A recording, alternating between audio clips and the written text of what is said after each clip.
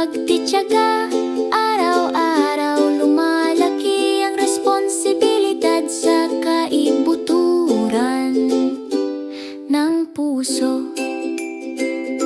Isang maliit na berdeng halaman ang malapit sa atin.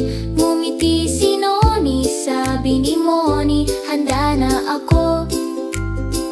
Dahan-dahan nilang diligan, tahimik at mahinahon. Natututo silang mag-alaga ng may mabuting puso. Hakbang-hakbang, tahimik at mabagal, ganito lumalaki ang pag-aalaga.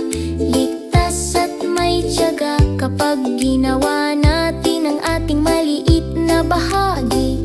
Nagsisimula ang responsibilidad sa puso. Sila'y naghihintay at nanonood sa sikat ng araw. Walang nagbabago kaagad, pagkatapos sumisilip ang isang bagong dahon. Sariwa at bago, numiti sila at sabi, nagtagumpay ang ating pag-aalaga.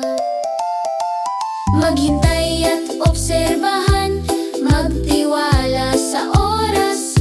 Ang maliliit na tagumpay ay nagpapainit ng puso. Ang pagtitiyaga ay nagpapalago ng damdamin. Higit pa sa